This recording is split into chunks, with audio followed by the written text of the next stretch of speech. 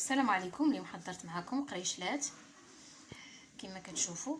بالنسبه للعجين ضفت واحد 3 الكيسان ديال الدقيق، ضفت ليهم واحد 2 معالق ديال السكر وواحد 2 بيضات، بيضه عجنتها معاهم وبيضه حطها في الصفار، وواحد الفاني وواحد المعلقه ديال الخميره حبيبات وواحد الساشي ديال الخميره كيماويه. ومن بعد ما تعجنوا ضفت لهم واحد الكاس ديال الحليب، ولا خاصني كنضيف واحد شويه ديال الماء وواحد المعلقه ديال الخل.